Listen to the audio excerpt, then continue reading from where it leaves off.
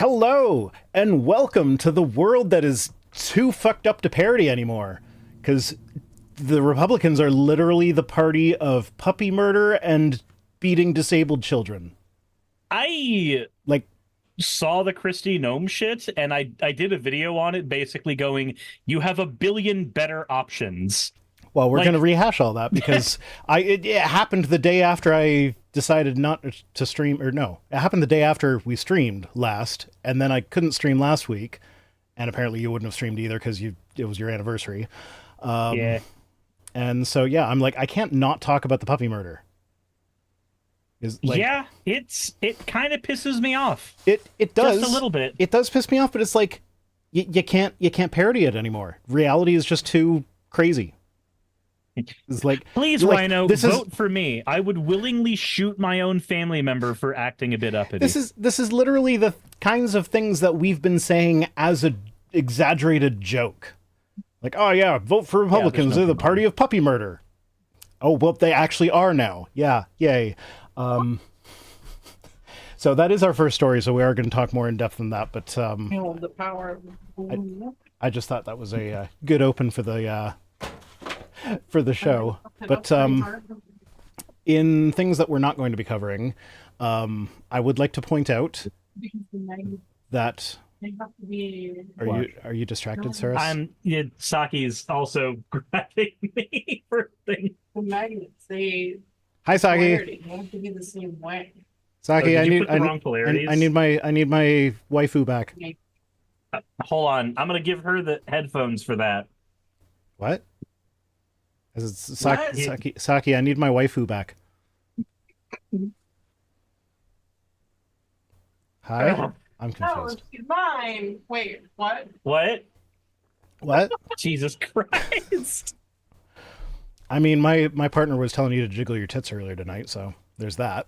Hey, so I can jiggle if I want to. I can leave the bra behind. Yeah, so in news that we're not covering tonight, I don't know if you caught this, but in the first day of actual, like, witness interrogation in the Trump trial, Trump's lawyer literally used the "go easy on me, it's my first day" excuse. Like, literally, not even kidding. It's in the transcript. They went for a sidebar with the judge because the prosecution was objecting to, like, all of the questions, and the judge was sustaining all of them because the questions were just, like, ridiculous and weird. So they approached the bench, and the lawyer's like, oh, this is literally the first witness I have ever cross-examined. Then wait, this is such a fucking high profile event. Why is there a first time person doing this shit? What? Because no good lawyer will work for Trump because he has a habit of not paying his lawyers, and it's very bad for publicity right now. But on top of that, and this is what I got from opening arguments, is that so the judge, as part of it, the lawyer was all like, "Oh yeah, no, I'm kind of new at this, so I'm sorry that I'm not doing such a good job, so I'll try to do better later." And the judge responded to that by telling him, "You're actually doing a really good job. Just, focus on this or whatever." Which, apparently, if in lawyer speak, if a judge tells you you're doing a good job, you're fucked. Because, like, Oh. yeah, so that's like a whole, like, like, not only is it, like, kind of condescending, like, okay, it's okay, good boy, now just actually do your job now instead of apologizing for not being able to do your job. Instead of talking about how you can't do it. But then also that's a defense against an appeal for ineffective assistance of counsel. So now if Trump is like, oh yeah, well, see, my lawyer said I'm not doing a good job, and the judge agreed, No, then that's an ineffective appeal of counsel. But the judge is like, no, you're doing fine. Just actually stick to things that are relevant. And so that kind of blocks the ineffective assistance of counsel. So that's fun. Oh, I forgot about that. God damn I forgot that I did that. I meant to change it back. Well, you know what, Saris? I have an apology. So in order to apologize for making you say, I have set up a thing where I can make like this. This will make you laugh. I have another button. Okay. I can't hear anything. Oh, you can't? God damn it. Nope.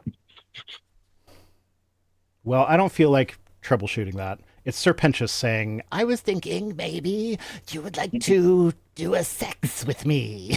Ooh, sex with me? Yeah, everybody's saying it sounds too quiet. I know it sounds too quiet. That's the volume it was at, and I was in a rush today, so. I'm having sex with everyone here. No, man. Oh, such a good shit. Okay, It really well, is. It is. I like the apology of when we were explaining the show. Is just like, why am I just now hearing about this? Okay. Well, we do have articles to talk about. Oh, okay, we do. I thought this was the show where we just tangent off the entire time. I mean, it basically is, but my tangent videos are actually usually the longest segments when I split everything up. So yes, it is the show where we mostly just talk about not what we're supposed to be talking about. But relevant to the articles that we're supposed to be doing. Oh wait! No! Hide that! Oh look! You didn't see that. You didn't see that. That's for later. That's for later. How do you make a puppy killing scandal worse? Oh, well, that's okay. No. Before we get into this, yeah, no, but before we get into this, I moved to the article thing because this is where I put in the image because I don't know what I'm doing.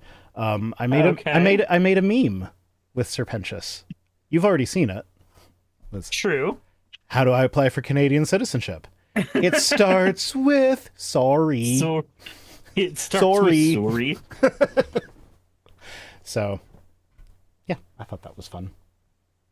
Yeah, my oldest child and I were listening to the soundtrack of that while we were driving around this past week, and it was very fun to listen to them clearly know all the words to every song, but like every now and then just be like they'd be like belting it out, and then suddenly like it's like, yeah, you didn't want to say the line "all the cocks in his mouth" in front of your dad, did you? I know you know that line. Yeah. What are we even talking about? That's the one so Saki just every now and again in a conversation, there's a video where Lute, and just throughout that entire song, the only thing she will say is, "What are we even talking about?" That line. And it's just this song, but if Lute wasn't paying attention. So every now and again, Saki will just blurt out, "What are we even talking about?" Yeah. Yeah. Okay. So on to puppy murder. Yay. I don't like that sentence. So yeah, Christy Nome somehow made her puppy killing scandal worse. I don't really want to read the whole article because what the fuck ever, we all know about this by now, but like I just want to say, like, the way she described it. Stop. You're not supposed to make me laugh while I'm talking about puppy murder. The way she described it. Yeah, no, that is certainly as bad as. I actually...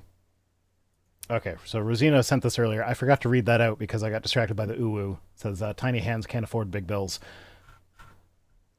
Which is fine. Don't worry about it. I was actually debating whether or not, like, if, like, set up a goal for Super Chats for both of us, and if we both hit the goal... Oh, there's the hat. And if we both hit the goal, then we'll do the duet of, what's it called? The Stayed Gone? Stayed Gone. Yeah. But, yeah, I didn't have time to... I had too much important stuff to do, so I didn't have time to practice singing. You didn't want to do musical theater with me? No, it's not that I don't want to. It's that I'm not prepared to. What are we... I don't know, something cocks in his mouth. Yeah, so we don't need to read the story. We kind of know it, but like, one of the things that really struck me that I haven't really seen people pick up on is that the way she described the dog on the hunt, it sounded like it just had the zoomies. It was just a dog that had the zoomies, because like she used the word joyful and is running around and just like making a lot of noise and like scaring the birds out and whatever, but it's like it's a dog that had the zoomies. Like, I have a dog. It gets the zoomies. It's freaking hilarious when she gets the zoomies. But Christy Gnome, because she was hunting, was like, oh, well, dog got the zoomies. That scared all the birds away. So now that dog ruined my hunt, is essentially what I got out of this. And then, so with regards to killing the chickens, there was a gate that was supposed to be shut that was left open. And that's how the dog got into the chicken coop. So, like, that's not the dog's fault. It's a bird dog. It is trained, like... You trained it to kill chickens. She was trying to train it to be a bird dog. So, like, she's encouraging it to kill birds. So it gets into this coop with a bunch of birds, and it's like, oh, I'm going to kill some birds, because that's what my master wants me to do, because that's what they're trying to train me to do. So it's just a happy puppy that had the zoomies, and was doing what its master taught it to do. And she said she fucking hates it, and... shot it in the face with a shotgun, which I hope it died quickly, because, like, the way she described it made it sound like this was done in anger on the way home from the bird hunt. So if that was the shotgun she took on the hunt, it probably had bird shot in it, which is not great for clean execution. No, it's not. That's... Yeah. So, so literally a puppy murder. She followed that up by talking about how she also killed a goat. And the reason she gave for killing the goat was because, like, it peed all over itself and was disgusting and gross. But if you know anything about goats... Goat did what it always does? Wait, so it was a male goat? Yeah, it was a male goat that had not been castrated. So that's what male goats do. Yeah, it was a male goat being a male goat. So it's like, if you don't know that that's what male goats do, then you probably shouldn't be owning goats. Like, yeah, I feel like that's pretty uncontroversial. Like, you don't need to kill the goat because you're an idiot. If Fennec's like, male goats do that? Yeah, it's part of their mating thing. Yeah, so it's like how male peacocks, do the feather spread to let women know, hey, I'm ready for the sex. Oh, and also how giraffes will, the male giraffe will perform oral sex on the female giraffe until she pees in his mouth. Yep, it's a way to let them know they're DTF. Mm-hmm. Yeah. And my kids were at a farm for a birthday party, and they had goats, and one of the kids said, I want a goat. And I just kind of offhandedly been like, goats pee all over themselves. And the person who runs the farm, like, just kind of overheard that, and she was like, yeah, no, you don't want, no, they're gross. They're just like, no.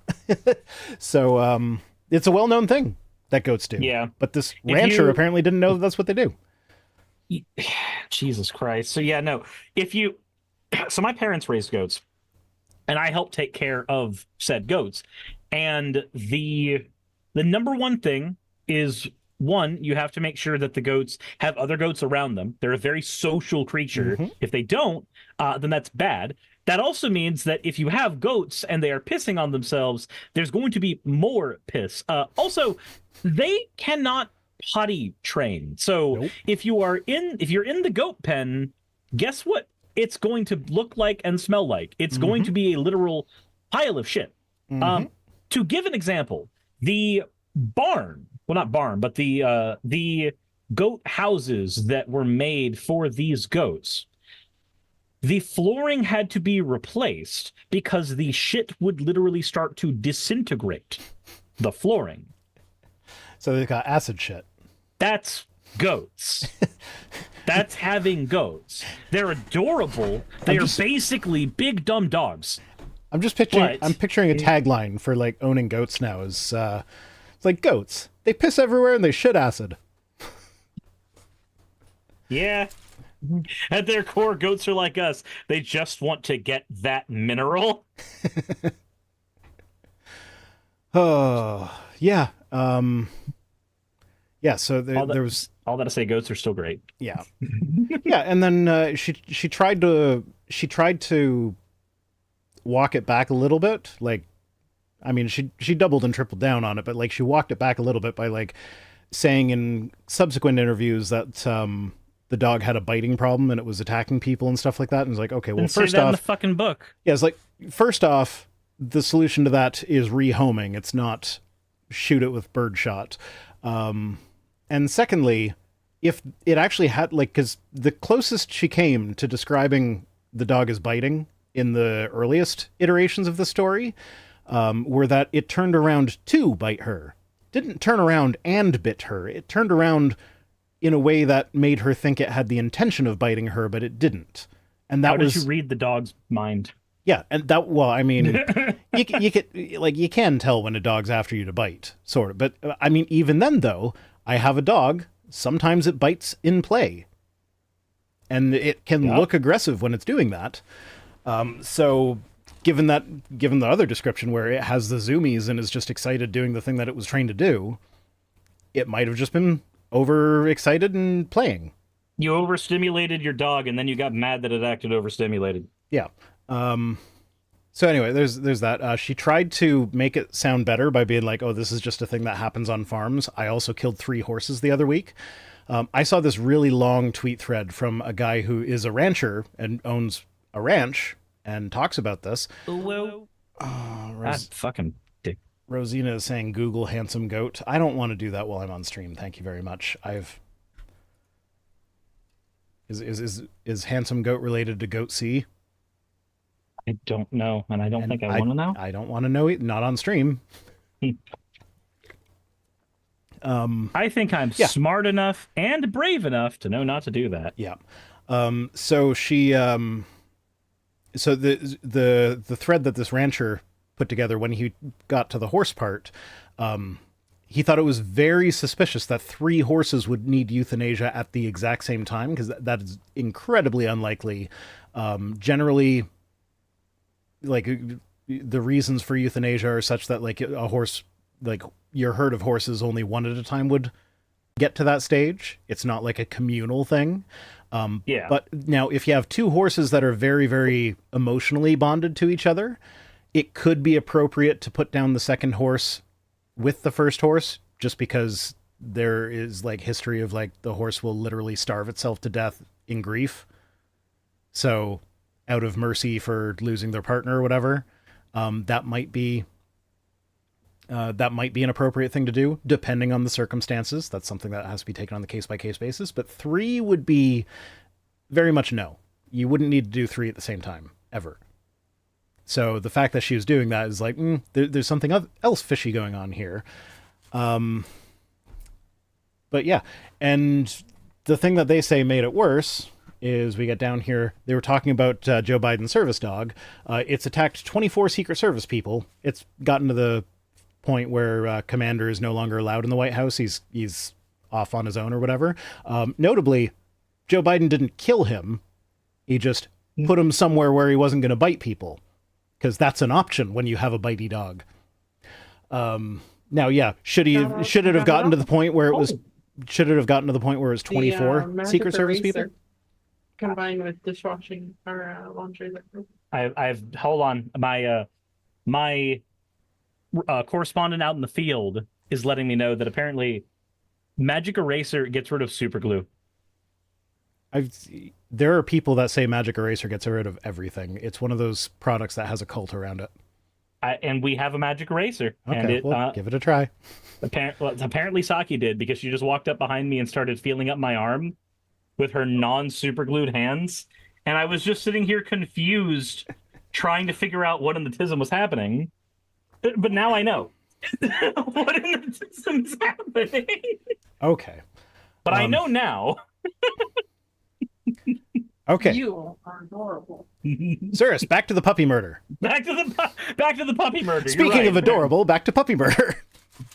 God. So yeah, Commander bit a bunch of Secret Service people. Whether it should have been allowed to get to the point where he bit 24 of them, like, that seems a bit excessive. Maybe something should have been done before that. I don't know. Whatever. Point is, he was rehomed. Yeah, I don't know if he was given to someone else, but, like, Joe Biden still owns him, but he's, like, living somewhere else where he's not going to bite a bunch of people, because that's an option. Especially for people that have money, like she does.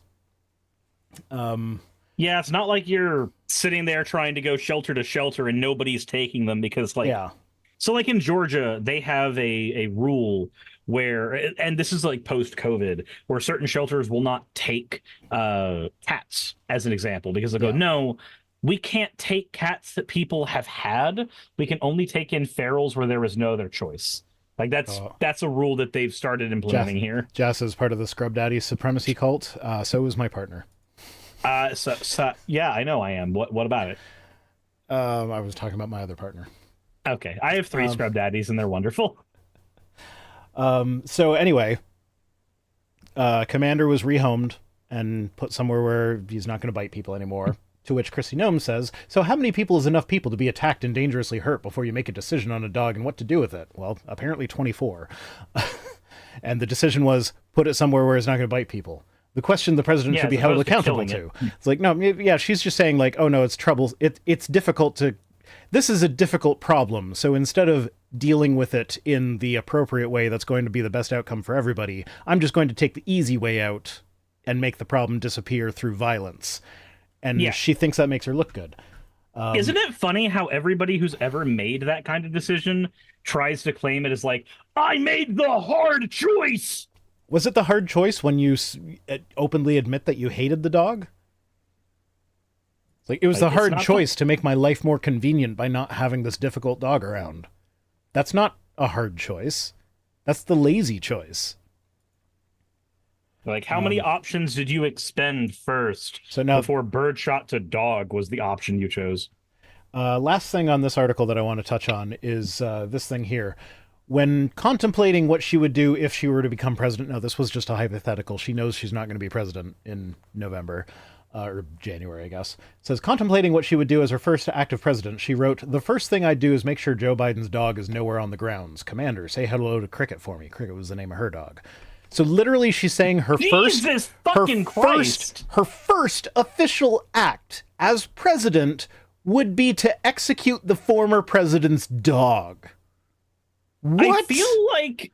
So, I'm going to say something that could get both of our channels taken down at once, but if you are the type of person to say that, as somebody who has 2 dogs, my first thought is, boy, what would I do if somebody told me they were going to kill my dog? And...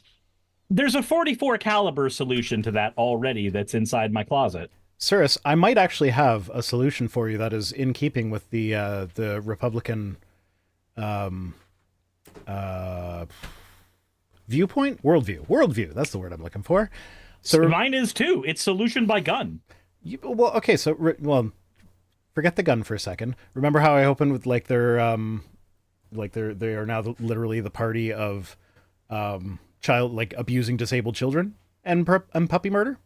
Yeah. So the other news item that we're not going to really be covering is the in Oklahoma, there is a bill on the table right now for, well, it hasn't been tabled. It is under consideration that would make it illegal to beat children, including disabled children. You can't beat disabled children either. And there was a Republican who got, now, to be fair, it was a Republican that introduced the bill saying we probably shouldn't be beating children anymore. Specifically school teachers beating children. And then there was a Republican who got up and was like, no, man, of course we got to beat people. Just because they're disabled doesn't mean we can't beat them anymore. What? Yeah, no, he got up and he tried to defend. He tried to defend beating disabled children because if and his exact words, well, okay, this won't be his exact words, but close to his exact words were that you need that motivation. Like that, like beating is a motivation to behave. It's a disciplinary beatings tool. Will continue until morale improves. Yeah, basically. That was literally his argument. Of course, backed up by the Bible, because spare the rod, spoil the child, and all that, whatever. You know, the Bible says spare the rod, spoil the child. Well, we're not a Christian nation, so shut the fuck up, Bob. But so what I got from here is that if someone is behaving in a way that you deem inappropriate, the way that you issue corrective action is by physically beating them. That is what the GOP is advocating for. Well, I think the GOP. So I think they are acting in a way that I think is inappropriate. Seriously, if you think hitting a child like this was we're not talking like just like a little swat to the bum, which is also inappropriate, just for the record. They explicitly had in the bill is like, no, we're going to outlaw like paddling and shit like that. just imagine if you went into work, if you're a manager at work, one of your employees is being difficult. Well, And your response to that was to bust out a paddle and start whapping them with it until they do their job properly. Like, no, we recognize that is inappropriate in every area of our lives, except when dealing with the most vulnerable population we have access to, apparently. Then we just start beating them. Yeah. So constantly. So given that they think inappropriate behavior is correctable through physical violence, to me that says that they are saying, hey, if you disagree with me, come beat me up about it. That's what I'm hearing when they say that. Okay. I guess we have to do that then. So I'm just following what they're telling me to do. I'm not advocating for it myself. I'm just telling you what they're advocating for. It's very different, you see. Yeah, very different. Moderation bots. So Rosina Keller says, can we get Cirrus to say daddy sensually again? I need a palate cleanser. No. No? No. What was that you called me before you left your stream? Oh, millennial male wife? Yeah, millennial male wife. Or something like that. Okay, so that's enough puppy murder and disabled child beating. And like, my God, they specified what disabilities in the bill, and it was stuff like being blind, deaf, autistic, unable to read. Man, your tism's real problematic. We're gonna beat you. Like, yeah, imagine like you got a nonverbal autistic kid who can't deal with anything, just having an autistic meltdown, which is something that they like. An autistic meltdown is something you kind of got to let it play out, but like to respond to that with physical abuse, like, no, fuck you. Gotta make sure you gotta make sure they're somewhere safe where they know that they're safe. Yeah. And you just let it run its course. That's the way you deal with the autistic meltdown. You don't do physical abuse, because you don't do physical abuse to deal with anything. So that's just stupid. Remember, if you are a parent and a politician is saying that they really need people who are not even you, like teachers, to be allowed to beat your child, if you are okay with that, that's maybe a bit of an issue. So maybe just a slight red flag. I said we were going to move on from this, but one more thing that you just reminded me of. Another point that he made was that making it illegal for teachers to beat kids would somehow magically take parental rights away. It's like, oh, we're telling the parents that they can't have the teachers beat the kids on their behalf. It's like, no, that's not how parental rights work. Why do we need beatings on your behalf? Why is that a sentence that we need?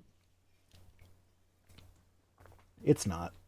Hopefully it passes this time, because this is a bill that's been it's been brought up in Oklahoma several times, and it's always failed. So hopefully it passes this time, because it's actually passed the Senate. We're just waiting on the House. Last I checked, we were waiting on, well, as far as I can tell, we're waiting on the House, but I don't know what all and there are these weird terms in American legislative shit that don't mean the same thing that they mean in everyday speak. So I think it's still just waiting on the House vote, but it's hard for me to tell because I'm not legal scholar enough to parse out the bill tracking websites. You're not legal scholar enough? Oh, okay. I see. There's a little bit of a legal scholar in there, but it's not quite enough for this. It's whatever grade of legal scholar you acquire by listening to one single legal podcast. Yes. Which is to say, not much. Okay, moving on. The Boy Scouts of North America are announced that they're going to change their name to what is it? I thought it would be in the why did I Scouting destroy Scouting wokeness? America. Because I'm cheating, Cirrus. I have way too many tweets for this week, so we're probably going to go late. Sorry if I didn't mention that earlier. You didn't, but I appreciate it. Yeah, so we're probably going to go late tonight because I have way too many tweets because we missed a week, and I already had my tweets picked out for that week, and then people kept tweeting stupid shit. And People kept tweeting stupid shit. So this is one of those stupid articles that is just a collection of tweets. So this is me cheating and getting even more tweets into tweets. I see. But it's also like I can almost guarantee you, if not this week, then next week, this is going to be in a Christian Freakout section of the Scathing Atheist podcast. Because this is just fucking hilarious.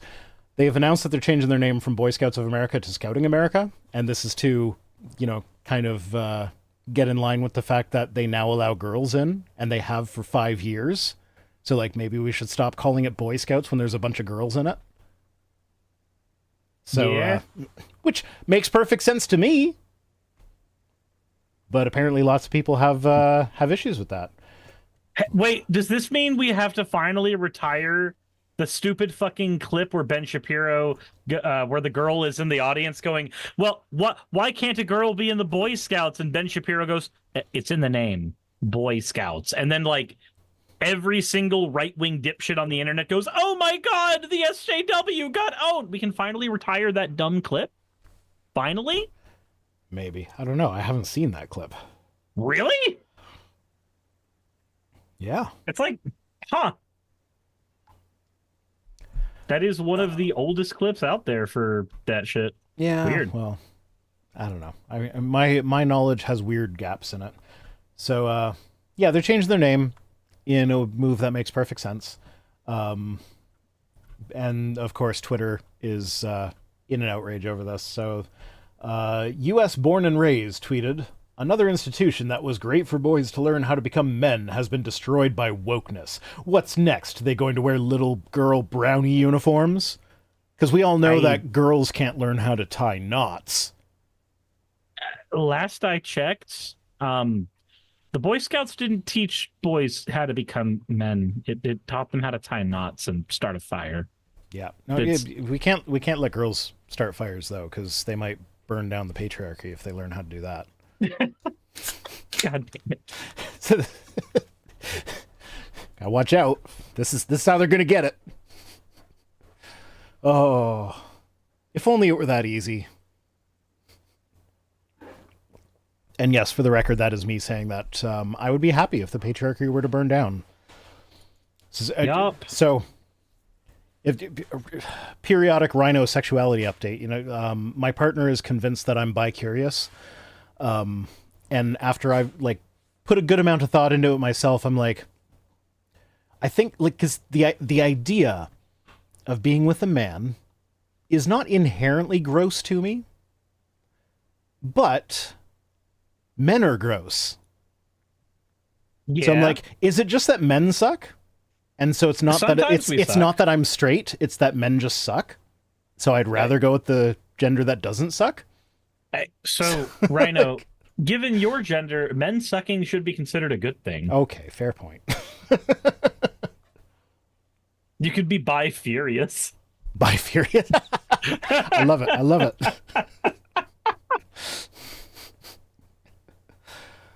Oh, okay, yeah.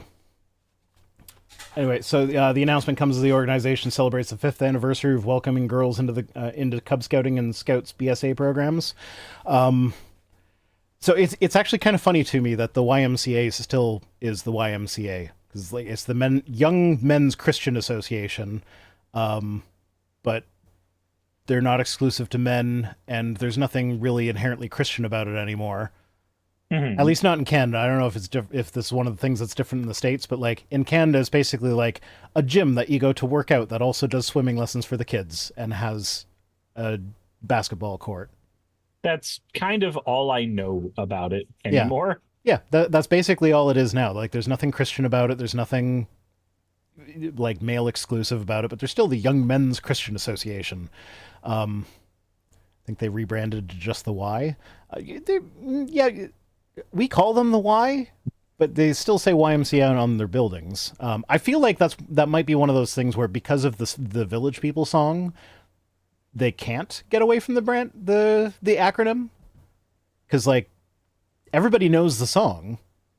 So if you change your name from that would be like changing the name of something like, Twitter to X.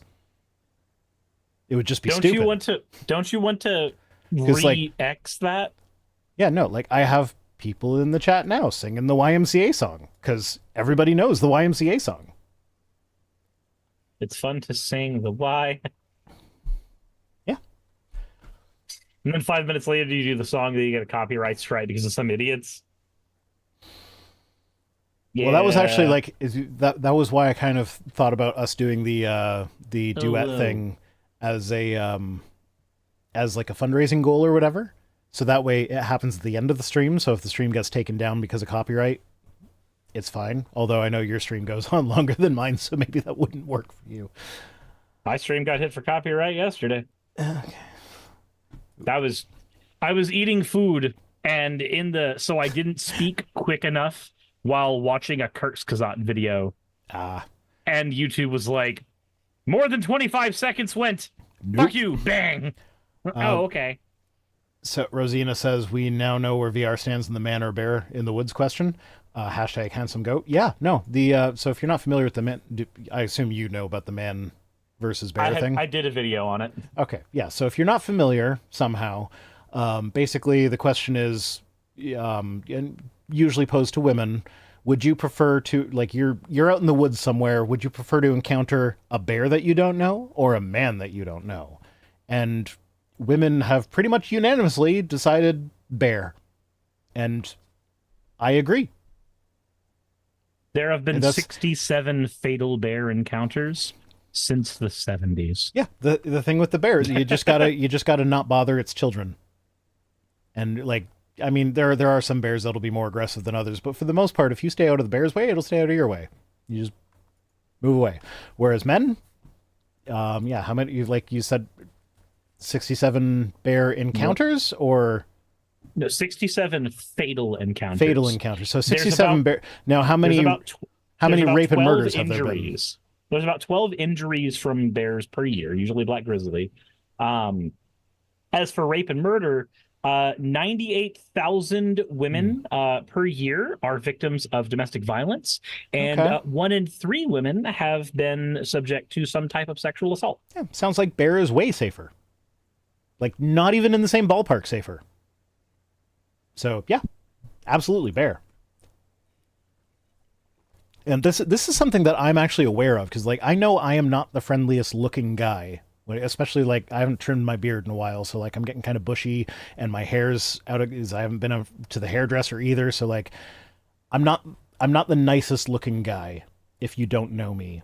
So, I am aware of that. So, like, if I'm walking down the street, and I see a woman walking down the street towards me, I will cross the street just so that she doesn't have to. And so she doesn't feel the need to. If I am walking in the same direction as a woman who is, like, it just so happens that I'm going in the same direction, like if in the grocery store or whatever, I will purposely go somewhere I don't need to go so that I don't even have the appearance of following this person. And it's not about me being like, I know a lot of the MRAs or whatever will be like, oh, well, you're like, you know, it's unfair you're that cucking yourself. No, it's unfair that men should have to think about it this way or whatever. It's like, yeah, okay, but like for women, it's a very real threat that is something that they actually do statistically need to worry about in their lives. So like, if I can take a little bit of anxiety out of their life by just being a little tiny bit considerate and, you know, going just a slight bit out of my way to make their lives a tiny bit easier, I'm going to do that.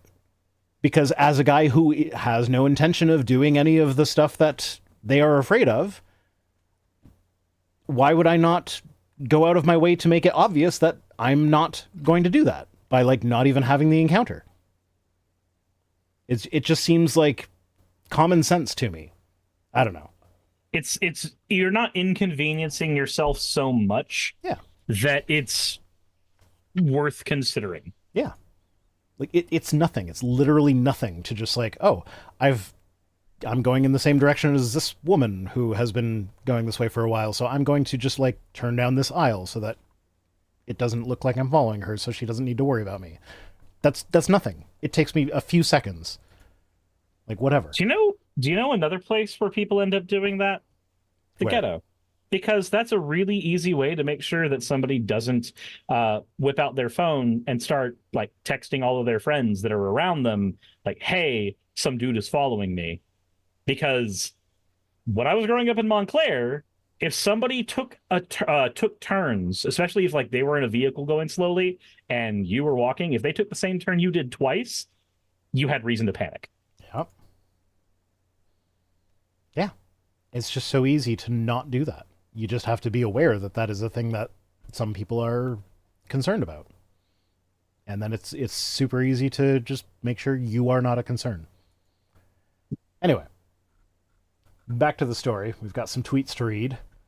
The real ZNO says, what exclusions has there been? There's Boy Scouts and there's Girl Scouts. Am I missing something? Two separate organizations headed by two separate people. They are in no way affiliated with one another. Did you know that there's actually been a scientific study done on what the differences are between the Girl Scouts and Boy Scouts? No? Yeah, there was. And in the Girl Scouts, there is a significantly less of a focus on science. The badges that they earn are much more geared towards group work and arts and crafts and stuff like that.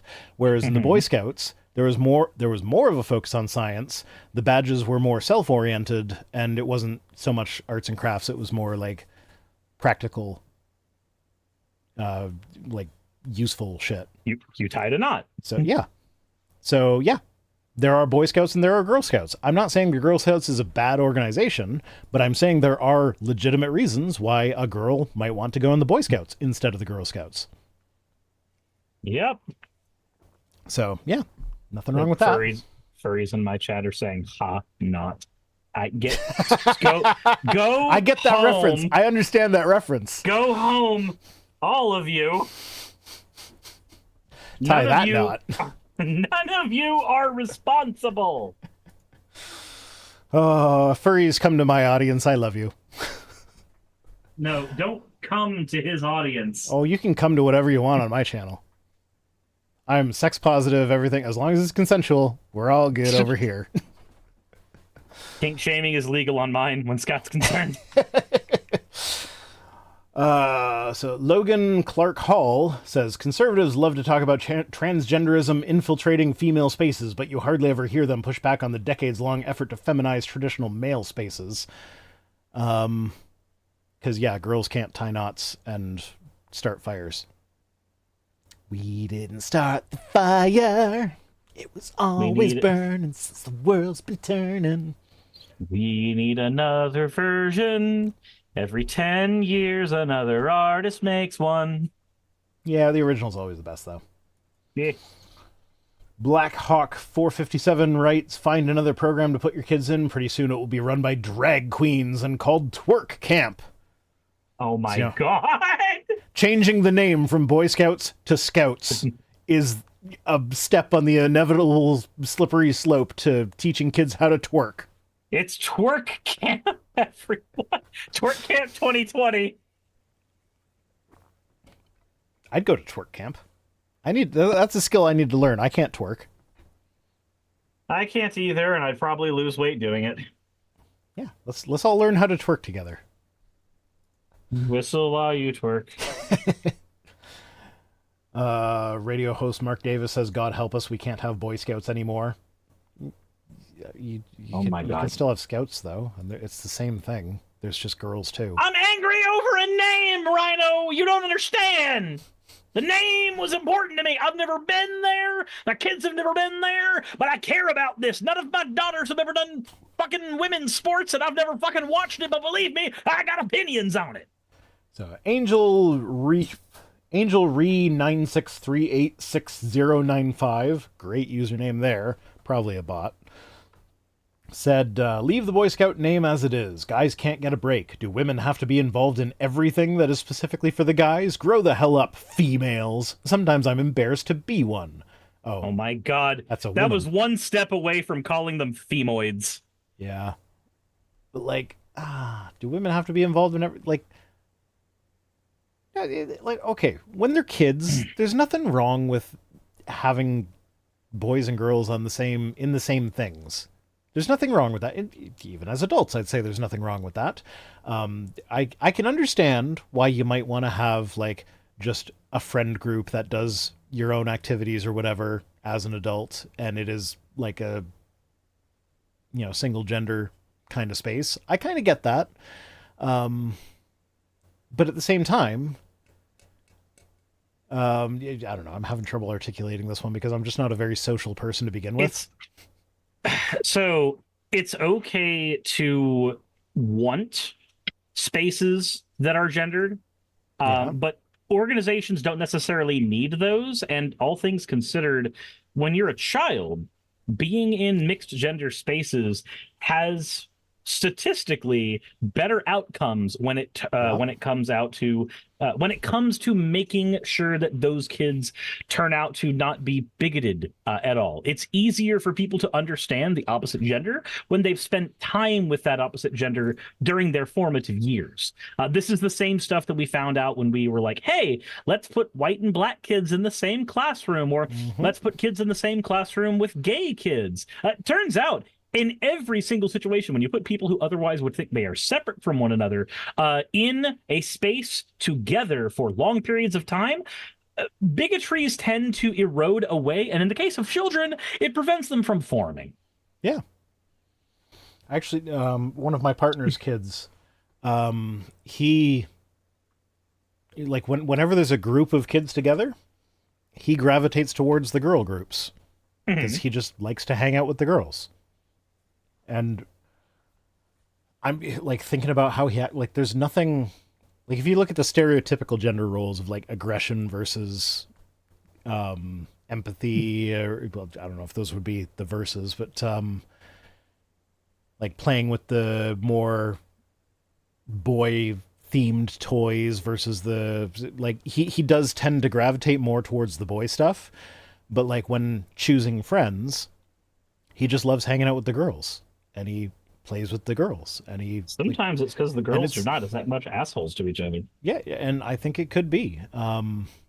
It's kind of hard to parse out with him because he's got such he's got a lot going on with regards to that sort of thing. But like, it's just one of those things where like I can't imagine putting him in a situation being like, no, you can't hang out with the girls because you aren't one. It's like, no, as long as like if you're hanging out with them and enjoying their company and they're hanging out with you and enjoying your company, then fine, go for it. He's also very artistic, so that might have something to do with it where like, if we're at a playground or something, like there was a birthday party at an indoor playground where we had some crafts set up as well. Most of the boys were on the playground being rough and tumble.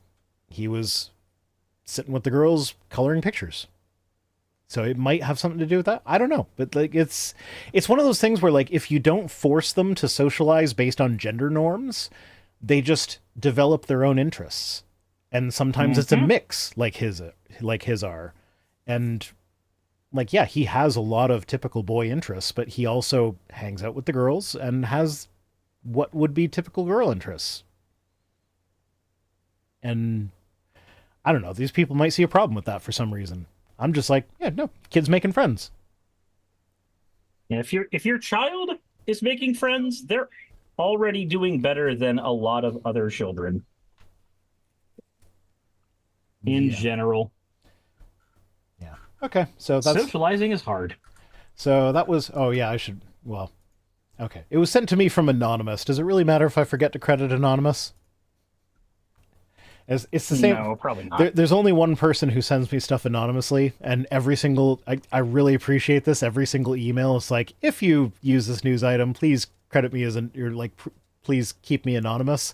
I'm like, I appreciate that you send that in every single one because like, I probably will remember at this point that when I see this name, that guy is the one who wants to be anonymous, but I also might not. So I do appreciate that. Okay. Now moving on to some Christian self-ownage. A high school artist called out Christian bigotry. Her school board is furious.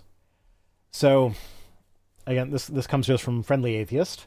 So Abby Driscoll did an art piece for a all right, well, okay. They describe the art piece. It's the background features a page. The background is pages that were torn out of the Bible, and on top of that, she has painted hands clasping a rosary, with rainbow-colored bloodstains, with text that reads, "God loves you, but not enough to save you." So that's the art. Very provocative. As much good art tends to be. Yeah. It gets the message that they are intending to convey across with, like, it's very unambiguous. People that are LGBTQ are apparently not loved by God, according to some Christians. So if we read if we read Driscoll's explanation for this, the piece is representative of the idea that growing up queer meant you couldn't be saved by God. I grew up in a religious background that influenced this project. Then explain some of the symbolism and some of the other stuff as well. Now, this was part of an art display that was specifically supposed to focus on the theme of trauma. So now this person is saying that, like, growing up LGBTQ in a highly religious environment with people telling me that God doesn't love me for who I am, I need to change who I am in order to earn God's love. That's traumatic. Like, I think that kind of goes without saying. Yeah, religious trauma is a real thing that exists. And so, given the theme of the art show, which it doesn't specify whether it's an art show where it's like just this one specific kid's art or whether it was like a school thing. I get the impression that it was a school thing and this was just one piece in it. But, like, given the theme, that's entirely appropriate. 100%. So naturally, the Christians proved her point by saying this particular piece of art is seen as offensive to some, including myself. The school board has called a special meeting tonight at 9 p.m., tonight on a Saturday, at 9 p.m. to discuss. They didn't contact the artist. They didn't contact the artist's family. They were just like, oh, they ripped pages out of the Bible and painted on it and suggested that Christians might not be nice people to gay people. So we need to have a meeting. That makes me angry. That makes me angry. We need to have a meeting about this and see what we can do about getting this LGBTQ person's art suppressed. So, like, proving the point that the art piece was trying to make. Like, yeah. This is exactly what she was saying. Like, I don't know how much more on the nose you could be than this. Like, let's try and ban this piece of art explaining how mean we are to the people that make this kind of art. We're not mean, though. We're loving. Look at us. Look at us lovingly beating you. Look at us lovingly censoring you. Look at us lovingly taping your mouth shut. So Rosina is asking, are they mad at the Bible having ripped pages or the message? The answer is yes. Yeah, the answer is they value the book more than the message you were trying to make. Just wait till we read the part about the ripped pages. Oh dear. So Hemant says. So I'm not reading this whole article out like I normally would. So just go to what is it? Friendly Atheist. Yeah, Friendly Atheist. Hemant Mehta's website. Go to his website. Read the whole thing if you want. He says, if anything, they prove their point. The feelings of many LGBTQ students have direct consequence or have as a direct consequence of Christians' bigotry. Okay. You're right. If anything, they proved her point. The feelings that many LGBTQ students have as a direct consequence of Christian bigotry is a perfectly valid subject for a piece of art, whether it's a painting, an essay, or a monologue. Yeah, no, that wasn't his writing. That was the problem. That was my head. That was the problem. I misread the intro, and that made the rest of it not make sense. You should think about getting better head. I have thought about that many times. So yeah, she's just making a provocative piece of art to explain how being queer in a Christian community makes her feel. And of course, the Christians in her community are like, no, you can't express that. You're just supposed to feel it in silence over in the corner and then pretend not to be queer to earn our admiration and respect. So,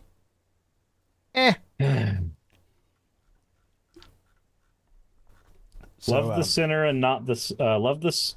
Love the sinner and hate the sin. So the people that is were impossible. Yeah, so the people that were trying to get this piece of art banned were saying that a culture of respect needs to be maintained at school. Never gave any details as to how this particular piece of art violated that. It's not disrespectful at all. Yeah, so he says if calling out injustice hurts people's feelings, then that's their problem, not the people calling out the injustice problem. Apparently it's disrespectful to Christians when queer students point out how hateful those Christians appear. It's telling that Simmons cares far more about the feelings of religious bigots than their victims. Yeah, absolutely. Mm-hmm. Another guy chimed in, said, I am also one who is personally offended by this. Like, okay, well then you're part of the problem. But then this is like, what did you find offensive about it? They try to get into the argument that we often make. We like when they say, "Oh, well, we need to allow prayers to open meetings," and then we say, "Well, what if a Muslim gets up there? Would you still want to allow that?" It says, by allowing torn pages from the Holy Bible to be the canvas of a clearly anti-Christian message, we are opening the door to all religious texts for all religious faiths to be subject to being treated the same way. Imagine if those were torn from the torn pages from the Quran, the Talmud, or religious texts of any faith or of any other faith. All like I don't. I would be okay with all of that. Like it's a book. We printed it off a printing press. So for just for a second, let's pretend for a minute that any of this matters. Let's pretend it matters for a second. So at what point does that Bible become holy? Is it when you paid $30.99 for it at the bookstore that it became $60 holy? if you get the Trump Bible. Is it when it came off of the press and they put that fake gold leaf gilding on it? If you even got one that has that, that's what caused the sticky pages of the Trump Bible. We promise. Is it at what point does it become holy? Is it when you get one that has the little notches in it? Is that what is putting the little notches in the Bible where it lets you thumb? That's what makes it literally holy. Is that the one that is bad? Because technically that's desecrating the Bible to make it easier to flip to different chapters in the Bible. Oh shit, I'm sorry, I accidentally ripped my Bible a little bit when I put a bookmarker in it because I didn't have those little tabs and I wanted to the pages are really thin, you see. Was that desecration of the Bible? Like at what point did that thing become holy on its own is my question. You can say, oh, no, it's the idea of it. I don't care if it's the idea of it.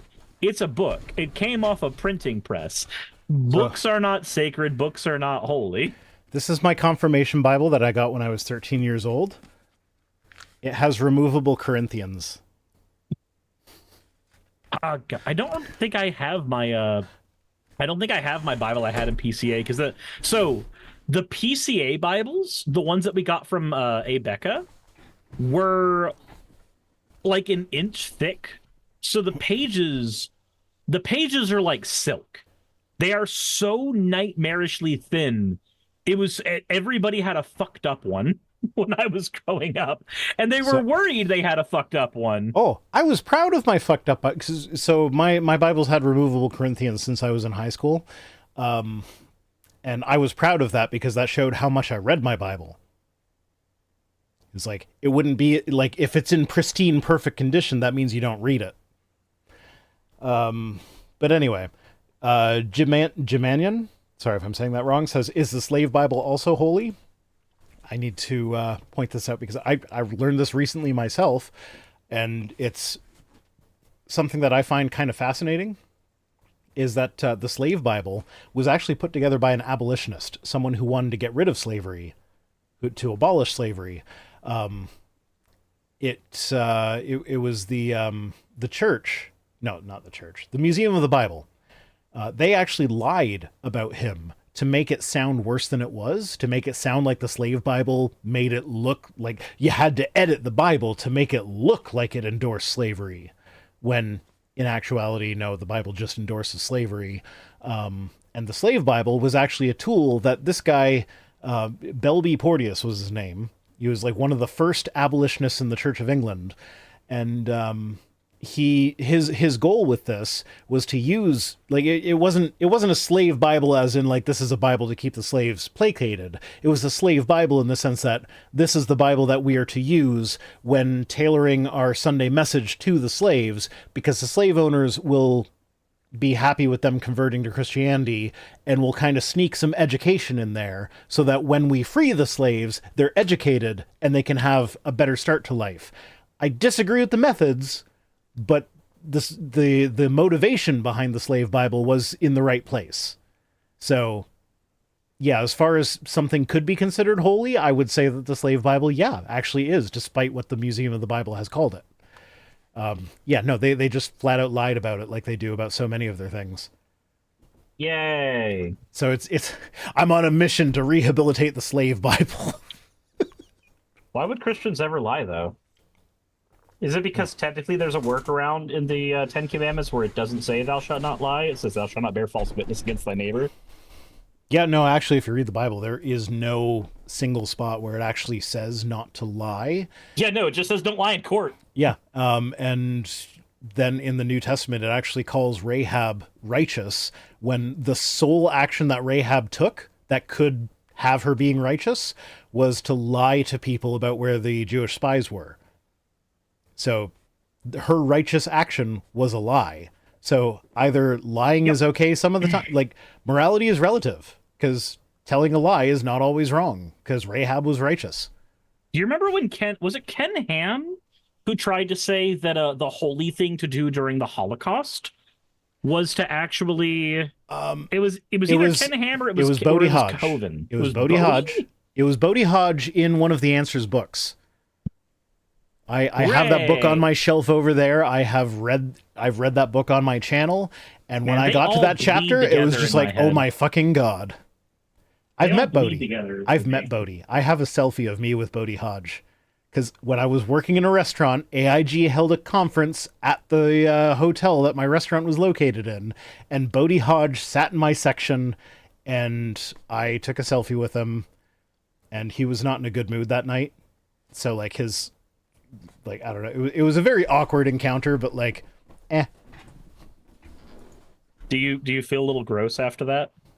No, everybody else that worked with me was like, why are you excited about this guy that nobody knows about in your section?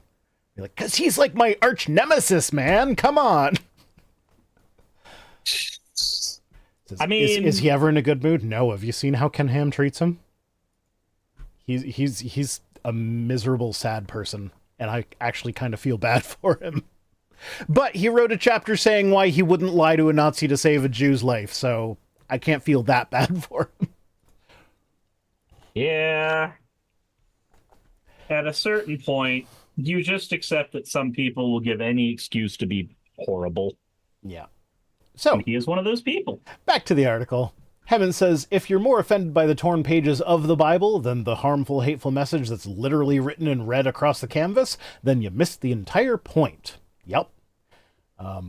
Those pages were not torn for the purpose of offending Christians. They were pages used to show how the supposed biblical message of God's love can be twisted by the followers of that very book.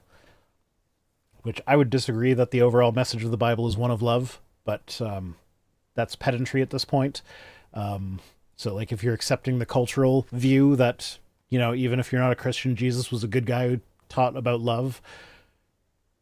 Yeah, no, the people using the Bible to spread hate is against that. And I would agree. Look, I don't need every Christian to be right. I just need them to not harm as many people as they do. Yeah. And Dawn, who is the artist's mother, was surprised that no one from the school board ever reached out to the family or specifically to Abby to let her speak to the piece before going into a meeting to discuss it. I guess a lot of the blowback or backlash against this piece kind of proves the art's message. Now, one of the good things, like, Abby has supportive parents and a supportive community, so Abby is able to make art like this without it being massively negative for her. So that's a good thing. Also, her art was allowed to be in the show, so that is also a good thing. So it was allowed to be in the show, but then everybody got mad. Yeah, but everybody got mad about it. But, like, ultimately her art was allowed in the show, and it was provocative and it got attention, and now people weigh for like. I don't expect that when my kid does an art like one of my kids had to like build a musical instrument today as part of an art project, or like over the last couple of weeks, and there was a presentation of it where everybody was supposed to come to the thing and see their kids perform or whatever on their musical instruments. And I was expecting it to be like a kind of concert sort of thing. And I like, it's going to sound terrible because it's a bunch of fifth graders with homemade instruments putting on a concert. But like, yeah, no, I can deal with that or whatever. It ended up being every single kid did something percussion. And they just put them all in the gymnasium and it was like, okay, everybody start banging your instrument right now and people will walk through and look at them all. And it was Cool. it was the worst. It was so bad. But like, I gotta go for my kid. Yeah, makes sense. But like, I forget where I was going with that. I mean, you were using that to Fennec compare is like, to the oh, that art sounds thing? cute. And it's like, oh, that sounds less cute. Yeah. Yeah, no, I forget how I was comparing that to the art thing, though. I forget what I was trying to say with that comparison. I don't know. Was the message too provocative for you to remember? Maybe. But hopefully a bunch of other parents didn't get mad about it. God fucking shitballs! Rosina says, banging things in the 5th grade. Yeah. All percussion all the time. It was not good. Okay. Oh, I forgot to do this. Okay, go. Let's go back to the. Oh, hydrate. Yeah. Okay. Sure. I guess I will hydrate. You guess you'll hydrate? Well, I'm glad you'll hydrate a little bit. I feel a cold coming on. Probably as a result of all the stress I've been under recently. So, yay. Yeah.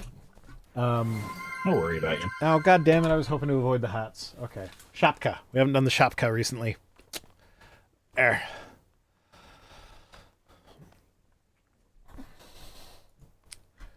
In Soviet Russia, tweets twit you. No, they don't. In Soviet Russia, tweets behind Iron Curtain. Okay. So I forgot, going back to the puppies again. I'm sorry to go back to the Do murder we and have to puppies. go back to the fucking puppies? We do have to go back to the puppies. You know why? Why? Because in between her doing the interviews and the excerpt from the book coming out, the actual book came out. And there are reviews. Would you like to read some of the reviews, Cyrus? I saw some of them, but you know what? I feel like I should see more. Well, a lot of them were deleted. So I only have 3. Because like in American Amazon, you can't even review this book. In Canadian one, you can. In Soviet Canada, book reviews you. Why can't you review the book in the United States? Because too many people were doing what these reviewers are doing. Giving their honest opinion about dog killing? Yeah, so Amazon was like, no, this is clearly being targeted, so we're going to crush the reviews or whatever. But yeah, so this person says, this is truly the worst purchase ever. Page after page, the smears, the paper cuts, truly one of the most uncomfortable experiences of my life, and I once had to use a pine cone.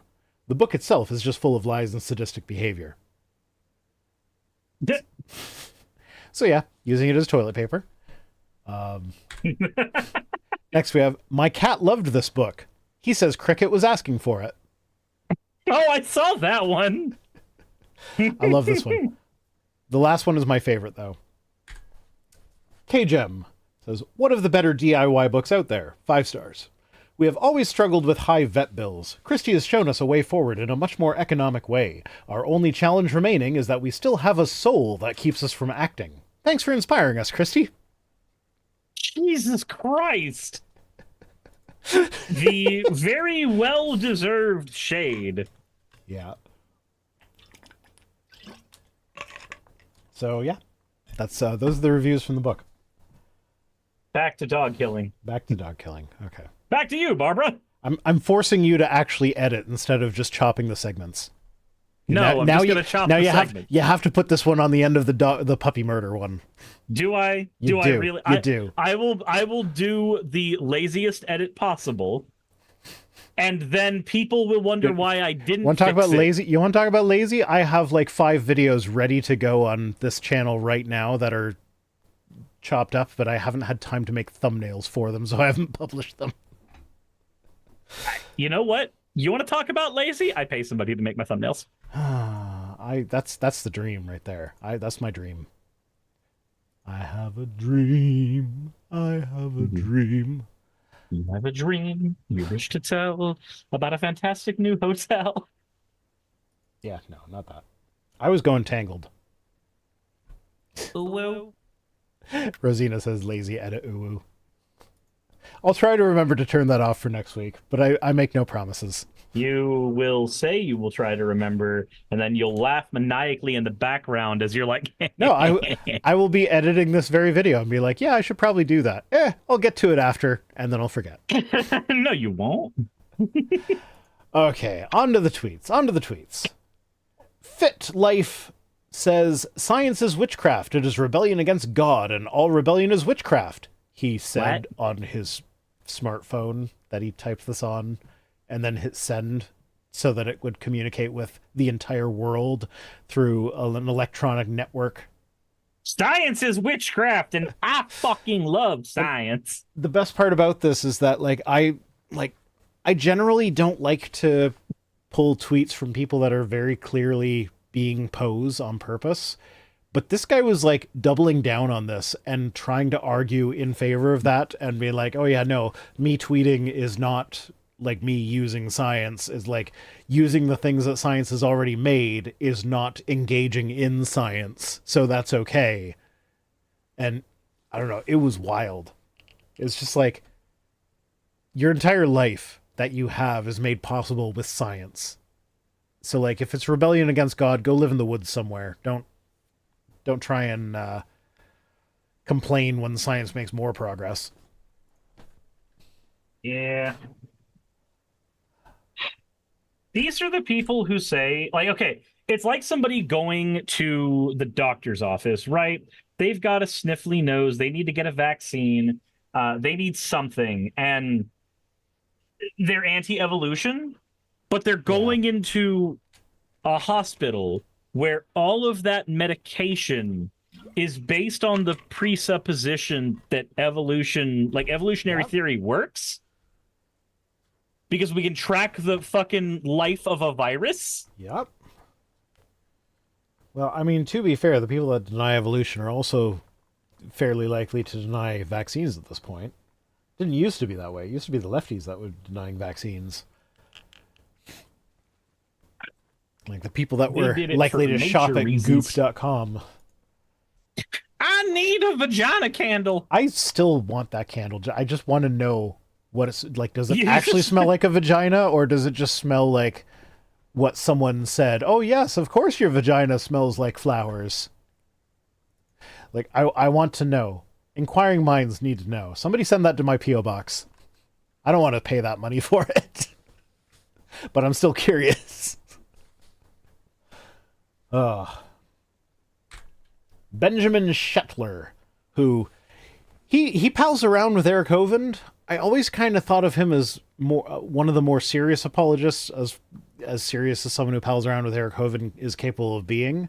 But like the last few days, he's been just like off the rails, completely crazy conspiracy nut job stuff going on. So like I had to do a video recently because of his take on PTSD not existing. Yeah, that's what he's been yeah. He's like, my neurologist agrees with me that PTSD isn't a thing. Like, well then you need a new neurologist because it's a thing. Like, well, your neurologist, their opinion doesn't matter anyway because your neurologist is not your psychiatrist. I mean, a neurologist would be in a position to, like, a neurologist would be in a better position than a layman to know whether or not PTSD is a real thing. But given that the vast, vast, vast majority of neurologists agree that PTSD is a thing, I'm going to say that his one neurologist that disagrees is the same as like when Georgia Purdom from Answers in Genesis can be a legitimate PhD geneticist and deny the foundation of genetics that says that evolution is real. So like, yeah, you can find quacks in every field. Yep. Anyway, Ben here says they don't want people to respect their pronouns. They want them to submit to their pronouns. This was something that was said would never be asked. The alphabet confused are a dangerous, power-hungry ideology. If left unchecked, they will end in extreme punitive repercussions for disagreement. Bloodthirsty overlords will dance in the streets, claiming a perversion of love, all while mercilessly punishing dissent. So What? this was him defending a meme that was like somebody being like, yeah, Christians are going to be executed for being Christian by 2030. And I retweeted that, making fun of it, and this was him defending that. So, yeah. I'm so confused. I have at least 2 trans kids, so like 2 of my kids are bloodthirsty overlords. Okay, I kind of see it. They dance in the streets. They crave blood. Don't you understand? The woke ideology comes for us all. They just want to express themselves in the way that makes them happy, man. Like, come on. Yeah, with violence and blood. Fuck all the way off with this shit. Like, I mean, if people just expressing themselves in a way that makes them comfortable would require, like, in order for that to happen, the requirement would be that people that hold your viewpoints be executed, then maybe your viewpoint's the bad one. Like, if everybody with your viewpoint, the only way to get them to let people just be themselves is to actually execute them, maybe reconsider your viewpoint.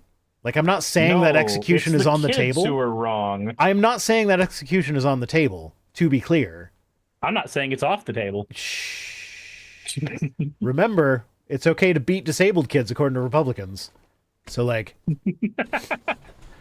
But, yeah, no, yeah, I'm not saying execute people who don't like trans people or whatever, but I'm just saying, like, as a parent of multiple trans kids, it's like, there is nothing nefarious going on there. They just want to express themselves in these ways, and it's fine. And, like, what the fuck kind of parent would I be if I'd be like, no, you must wear a skirt because that's what girls or girls wear, or you must wear pants because that is what boys wear. Anything else is unacceptable. Like, no, fuck off. It's just clothes, man. Let them wear what they want to wear. Like, I don't know. It just, it's such a non-issue to me that I don't understand why it would be an issue. And Rosina says Ben Carson is a neurosurgeon. Mayim Bialik is a neuroscientist. I think there's something in that field's water. Yeah, Ben Carson is remarkably stupid. Every time I've heard him talk, I've just been like, that guy can do surgery on brains? They let that guy near a knife and brains at the same time? I don't know who Mayim Bialik is. I do know that Steven Novella is on the good end of the neuroscientist side of things. So there's that. And then Reploid 404 says, just dropped in and have no context, but please, for the love of children, keep the church and the GOP away from the kids and parents' rights. Yeah. Yeah. Yeah, they do all this shit in supposedly for parents' rights. But then, like, when parents want to just let their kids express themselves by themselves, they're like, no, we can't allow that. That is too far. So we must take the parents' rights away and decide that the state knows better. I don't know. It's just bullshit.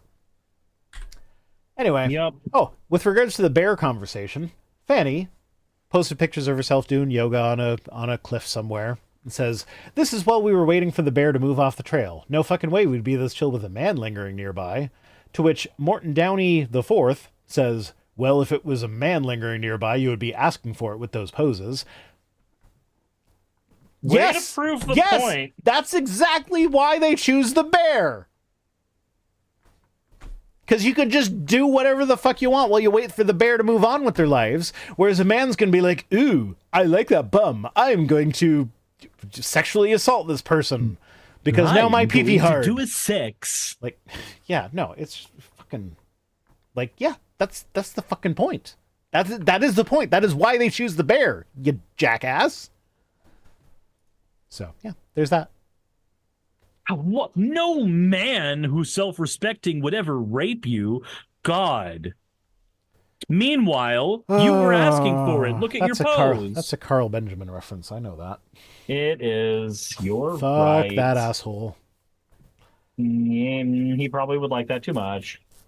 Yeah, but he wouldn't be able to admit it publicly, though. So like, I quite like that's a power dynamic right there. Just have consensual anal sex with consensually anally penetrate Sargon, and then he can't ever admit to having liked it. And now you wield that over him, like, I know you like this, and I know you can't tell people you like this. There's somebody who's like getting turned on by this scenario right now, right? I know. This is exactly the reason why whenever CPAC comes to town anywhere in the United States, the amount of male prostitution goes, like, they get a lot of business that day. Mm-hmm. Yeah.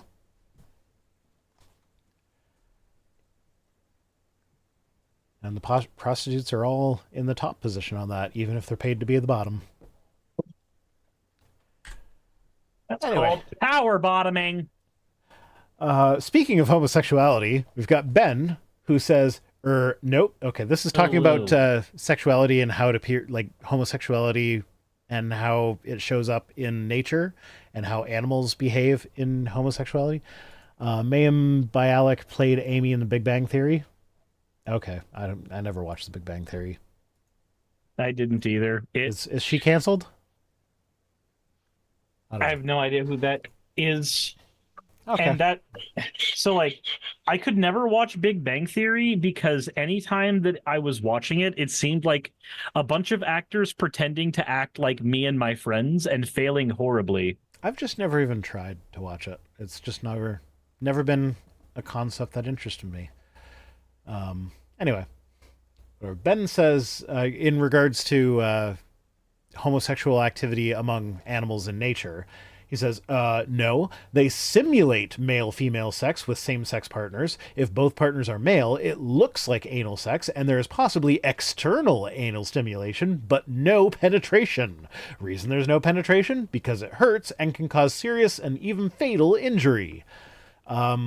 So yeah, what I get from this is one of those telling on yourself things where like, yeah, no, if it doesn't actually go inside the butthole, it's not gay. I can rub my dick all over the guy's anus all I want. It's just the tip, Mom. It's not even the tip. It's just like it's like a boob jog, but with his butt cheeks.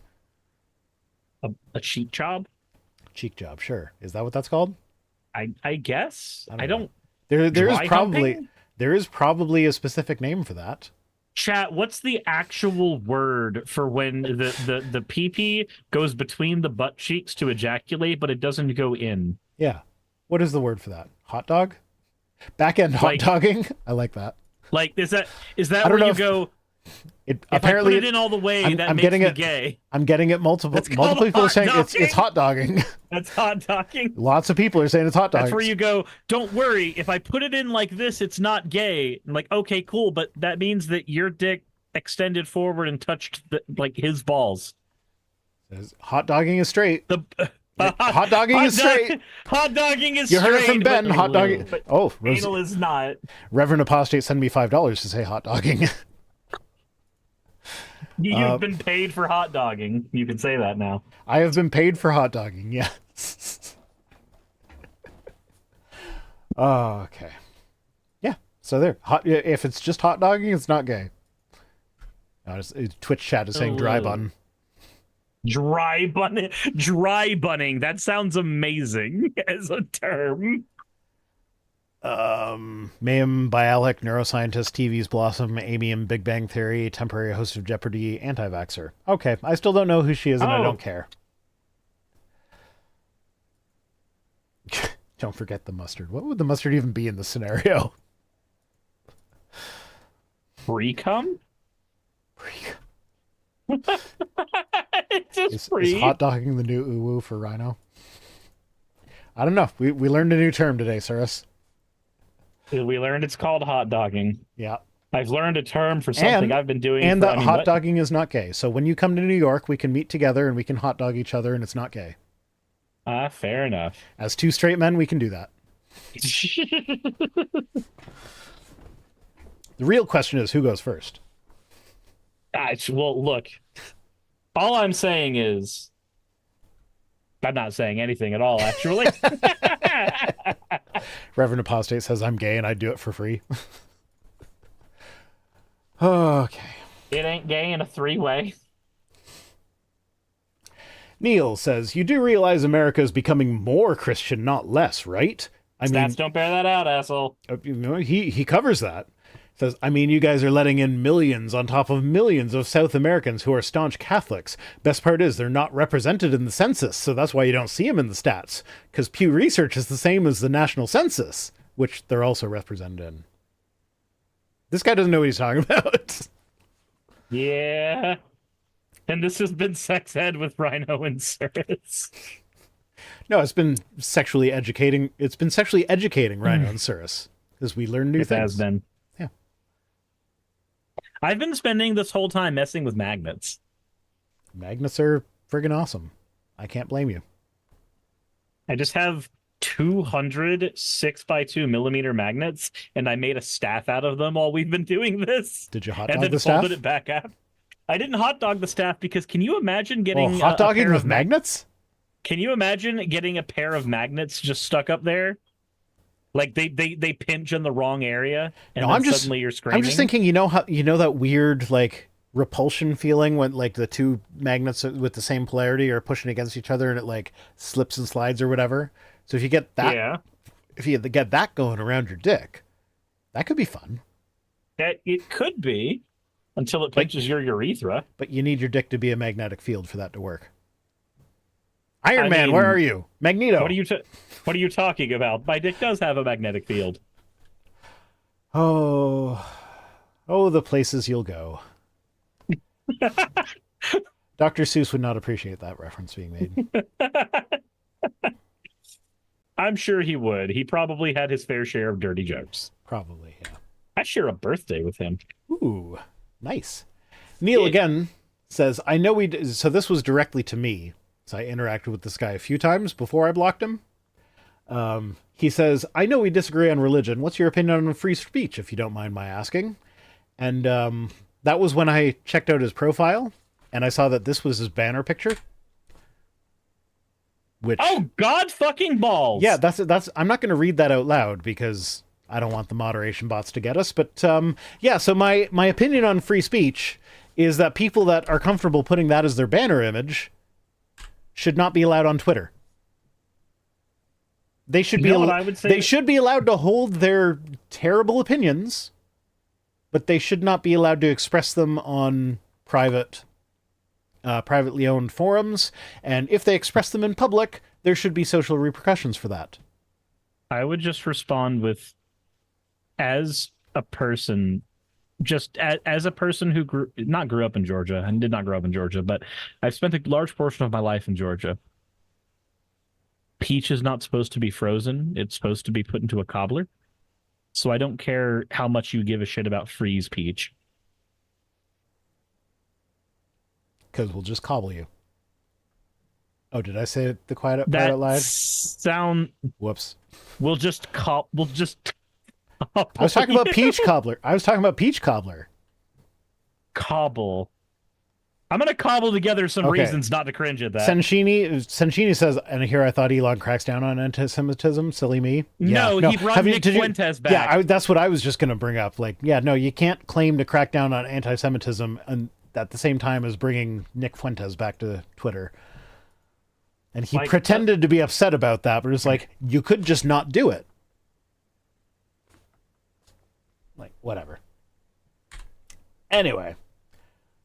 Luke Hazard. This was a response to me. I'll show you the response to me in a sec. He says, seems like everyone with a trans flag in bio always has the dumbest, lowest IQ takes. You care to guess what my low IQ take was? Huh. Life is not made out of water, air, food, and light. It's made out of carbon, hydrogen, nitrogen, oxygen, phosphorus, sulfur, and a smattering of other elements. Which I guess you could call that water, air, food, and light, but those aren't elements. I mean, we could always just do the meme. Water, 35 liters. Carbon, 20 kilograms. Ammonia, 4 liters. Lime, 1.5 kilograms. Phosphorus, 800 grams. Salt, 250 grams. Just going down the list. You've not seen Full Metal Alchemist, have you? Nope. I have no idea. God fucking... So the basic premise is that there's two kids whose mom dies in an accident functionally, and they try to use alchemy to bring her back. In their world, alchemy is functionally just science, but magic happens when you do science. So they had to get the exact chemical composition of a person to try to bring their mother back to life, and then they found out that one of the few things that you can't use alchemy to exchange anything for is human life.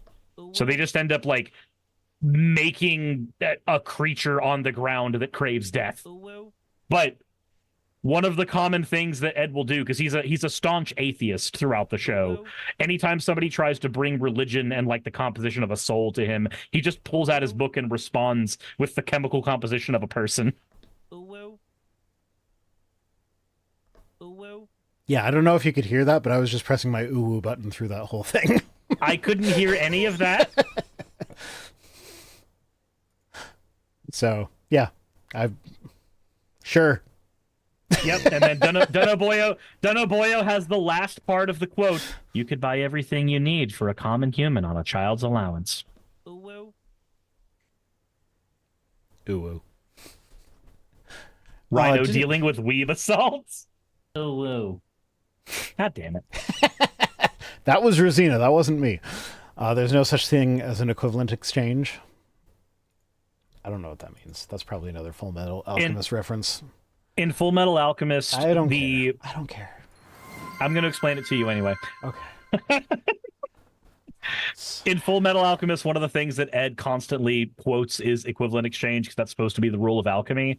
The thing he finds out later is that equivalent exchange is always impossible, because every alchemist learns how to exchange certain elements, like certain compositions of elements, to get other things, but they never account for the energy required to make it happen.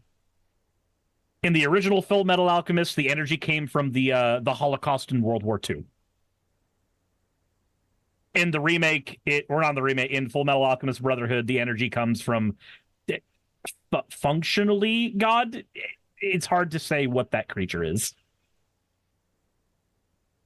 Kid Mark says, "Do it, Cirrus. Break into the domain of the gods."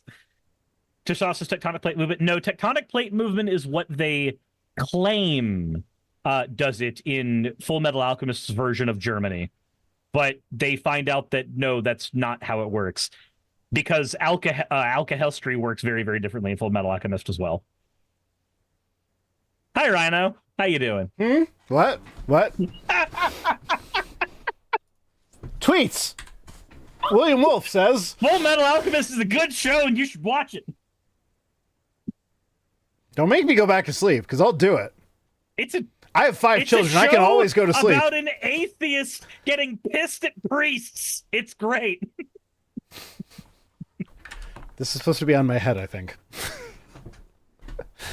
Jess, put the hat back on. I just got my time. Yeah, sorry, Jasmine. So William Wolf says, most people have no idea just how much our country began to change after World War II. America from the 1950s to present day is not the America of 1776 to the 1950s. We are haunted by the echoes of a homogeneous and virtuous society, back when there was slavery. But that's not what we are today. Yeah, so if you think 1776 to 1950s was homogeneous and virtuous, you're a racist.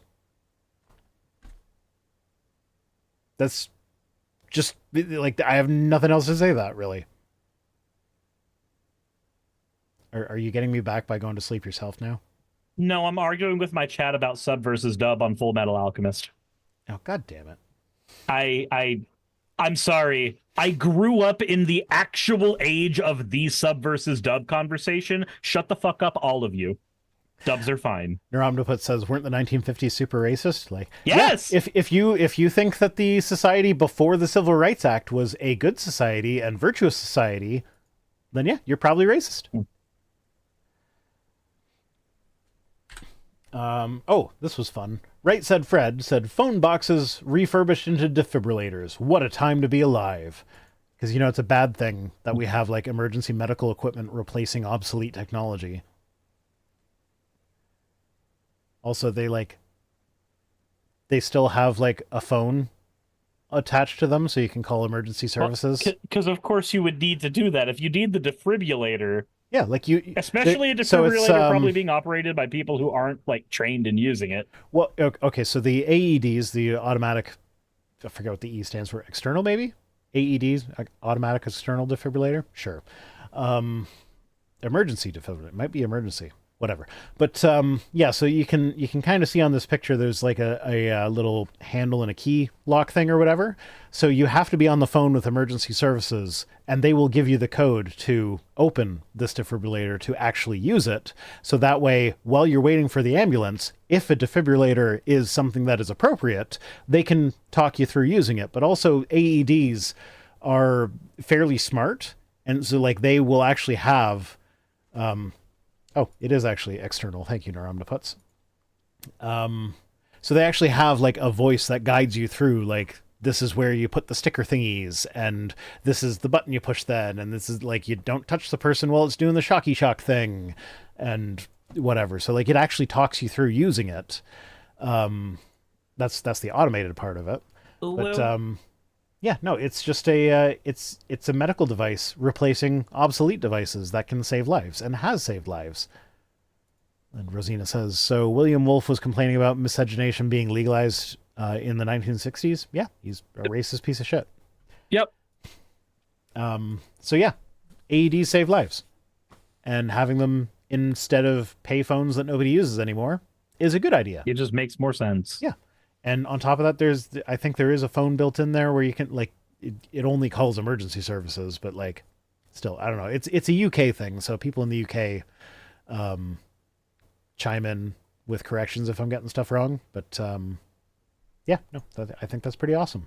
But then they got taken to task for being like, imagine how privileged you have to be in life to like see emergency medical equipment replacing phones that nobody uses anymore and thinking, man, that sucks. That's such a stupid thing. Why do we have to deal with that? Ugh.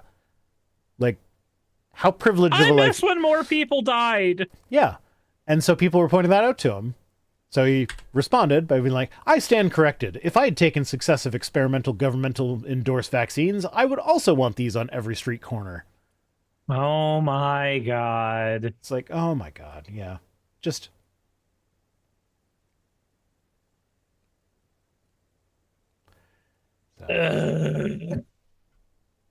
Soda account says AEDs are great for untrained personnel, but always call emergency services and perform CPR. There's nothing worse than no CPR, no matter how bad you are at it. Yeah, so CPR, basically, my understanding, I'm not certified in this, so please don't take medical advice from me, but like look into this for yourself. My understanding is that the main thing in CPR is that you keep the heart pumping, and like, yeah, the breath into the mouth or whatever is helpful sometimes, so that's not the primary concern. So just like pushing down on the chest, you like, if you find the xiphoid process, which is like the little thing that sticks out underneath where the ribs join, and then you go like above that, and pushing down on that will basically keep the heart pumping. So like, even if the heart is not going, like the blood is still moving, so there's no tissue death, which will delay brain death. So even if you're not great at it, it's better than nothing. That is my understanding. Again, not certified. So, you know, get yourself trained. And they're saying that's why you push really hard on the sternum. Yeah, my understanding is that if you're not breaking bones, you're not pushing hard enough.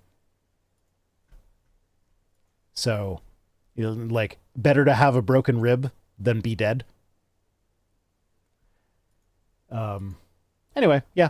So that's our first aid PSA. learn how to do CPR. Please destroy somebody's sternum. And don't take medical advice from me. Because I'm just some idiot streamer wearing a wizard hat because somebody watched my stream long enough to have 1,000 points. Also, it's kind of a common misconception that you're breaking the bones. You're kind of more popping them, releasing the nitrogen. Breakage doesn't tend to happen. Sure. Are you certified? Am I certified?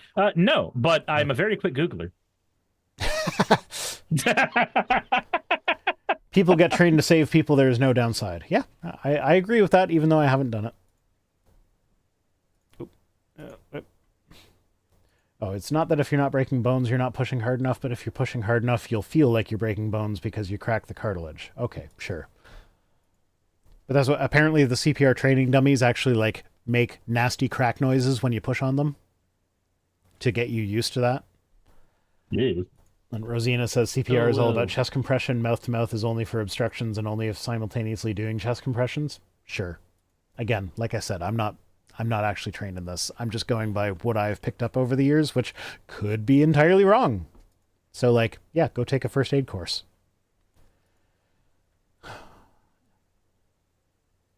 Oh yeah. Also, don't do CPR on someone who has a strong, steady pulse. Always check the pulse first. Yep. Because if they're fine, that is a thing that I knew that I just forgot. Worse. Yeah. Don't make things worse if they're fine. Okay. Joe, I'm pretty sure this is a troll, but it was too funny to not keep. The only seasonings a single woman should have in her kitchen are salt, pepper, garlic, onion, paprika, oregano, parsley, rosemary, and other herbs. Anything more is a sign of a well-traveled woman, and we all know what that means. A single woman with cumin? Red flag. But that's probably just a Hispanic woman. Cumin? Cumin? Isn't cumin more an Indian food? It is as well, but cumin is also the main ingredient that's used in most meat seasonings in Hispanic food. Wait, what's the one that's okay? There is a seasoning that's in curry that makes me like it's. I wanted to say it was cumin, but it might not be. But like turmeric, you mean? Turmeric? Maybe. Most Indian food uses turmeric. And turmeric, I don't know. I mean, it stains things yellow as shit. I'm not talking about that, but there's so one of the restaurants I worked at I think I was there for 5 years. All of the chefs were Indian, like from India. It was not an Indian restaurant, but they were the ones in charge of deciding what we would eat for our staff meal that day, and almost every day was curry. And I don't dislike curry, but after eating it almost every day for 5 years, I'm just like, I'd rather not. And there is like one seasoning that's in it that is the one that I associate with curry. So if I detect it in something else, I will then not enjoy that something else anymore because of that association. Like it's not even do you like tacos? Yeah. Do you like white person tacos that are made with the taco seasoning packet? I mean, that's how I do it out of laziness. Okay, so then cumin's not the one you're thinking of because cumin's the most prevalent thing in that. Okay, so yeah, maybe it's not cumin then. Yeah, maybe it is turmeric. It's turmeric. It's either going to be the turmeric or there's usually ginger too, but like ginger's okay. I doubt it's that. No, ginger's okay in other things. I'm not a fan of ginger, but it can be good in certain contexts. Ginger is amazing if you make if you're making Korean beef and rice. Yeah. A sesame ginger sauce for that. Yes. Where you get like a Absolutely, sweetener, yeah. sesame oil, some black pepper, and just some ginger, and mix that together with some soy sauce, and then put some crushed red pepper flakes in Trappy it. Jenkins, Tasty. Trappy Jenkins, I gotta correct this. Rhino's not a fan of gingers. No, red hair. No. Both me and my partner, redheads, got a thing for it. So and neither of us are redheads. So that's weird, but we both like them. Axo in my chat just singing white people taco nights. Do Yeah, no, it's just it's easier buying the kits when you have 5 kids. I think I keep the kits. Or not the I don't have the kit. I have the package with the shells, and then I have a big seasoning jar filled with the pre-mixed Hello? taco seasoning. But I also use it when making cheese dip for guests. Titanium dioxide is the best guacamole ingredient for paler people. I don't know. And I've got Fennec saying, I love Indian food so much. Now I want idli and sambal. So I had my thing about curry. Oh, I want shawarma. My partner took me to a specific restaurant in Toronto that does that they do a what is it? The chicken one. It's like the most common curry that everybody knows. And I'm blanking on it. Whatever. It was one that like I didn't want to get it because I'm like Butter chicken? Yeah, butter chicken. It was just butter chicken. And I'm just like, this is another association thing for me. So on top of the I ate curry every day for 5 years straight as part of a job, so I don't like it anymore just because I'm tired of it. And I also had an experience with butter chicken where, like, the first time I ordered it, I was like picturing like a chicken breast that had been sautéed in a pan of melted butter with like garlic and herbs and stuff on it or whatever. I wasn't picturing curry. So when I got curry as a result of that, it wasn't that it's bad. It was that the disconnect between my expectations and reality caused me to have a negative association with it. So I'm like, yeah, no, I'm not going to want the butter chicken. So I ordered something else. She got the butter chicken and it was so good. Like I just tried a little bit of it. I'm like, we have to come back to this restaurant later so that I can order the butter chicken because that's fucking amazing. I've never actually had butter chicken because the first time I went to an Indian restaurant, it was at the Too Many Games convention, and I was there with a bunch of other content creators, and I had never been to Indian before, and I knew the stereotype of the white person ordering the butter chicken, so I was like, no, I want to get something different, and so I discovered lamb shawarma, and it is so fucking good. It is a spicy, creamy yogurt sauce that it's been slow roasted in basically, and just getting that with some garlic naan. So there's a lot of amazing Indian food that I'm actually kind of mad that the chefs at this restaurant made me not like. Just like when I hear Indian food, my gut reaction is just like, no, I'm not going to like it because of these chefs feed me the same thing every day for 5 years. So I'm like, there's I don't know, like there's so much good stuff in Indian food. I have I think the only Indian foods I've tried aside from that and like various appetizers they've had are tikka masala. Anyway, this is supposed to be about how women who like anything other than white people seasoning is a whore. Good. Seasoning food makes you a whore. So, but I'm pretty sure that she was trolling because like in the replies, like people that were like, "Oh, but I love cumin," she'd just like reply with goofy, silly stuff instead of like being all serious about it. I'm just reading it over and over again as a single woman with cumin. Why would a single woman come? Because she bought a vibrator. Oh, cute dark arts stuff. If Skaz says, when is white people taco night? It's at Taco Bell. No. Yeah. You go to Taco Tuesday at your local taqueria, and they make white person. They have Mexican cooks in the back that know how to make good, authentic Mexican food, and then you have them make you a white person taco. So stuff I paid earlier tonight to help me design a thumbnail, and they pay me back by making me wear this ridiculous thing on my head. So that's why you sent me that message earlier. It's like, hey, is cute dark art stuff? And you took too long to respond, now. So I was just like, whatever, because like I want to like use proper names and everything. I'm like, I'm pretty sure it's Stoff, but it might be one of the other nicknames because everybody has different names from what their usernames are. That's because Cute Dark Arts had the name Mr. Stopheles 4 years ago, and I've never moved away from it. And then on Twitter, it's actually like gay jellyfish or something. That's because they're a gay jellyfish. Yeah, okay, that's fine. They drew an ostrich for me, and it's in my thumbnail for Friday. Heck yeah. Okay. Moving on, Frank Turek says, why are so many people convinced that women have the right to choose abortion? Maybe because they fucking do, Frank. Because it's their fucking body.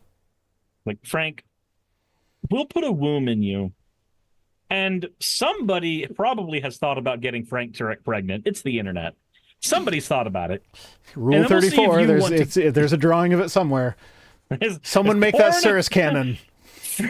Frank Turek getting impregnated is now canon on stream. It has to be. You have to make sure Frank is wearing this fascinator when he's getting pregnant, though. I don't know. He said, so we went from hot docking to mpreg. Amazing. It's a usual stream. Yep. Yeah. Yeah. No. Gender swap is rule 63. It's why does a woman have the right to choose abortion? Because it's her body. That's it. That's all it is. The fetus, if you believe the fetus is a person, great. It's not the woman's body, so the fetus doesn't have the right to it. If you don't believe the fetus is a person, then it doesn't matter. It's a woman's body. She has a right to it. There's no issue either way. Assume fetal personhood from day one? Sure. Fine. Fetus doesn't have the right to someone else's body. Yeetus the fetus, as Jess is saying.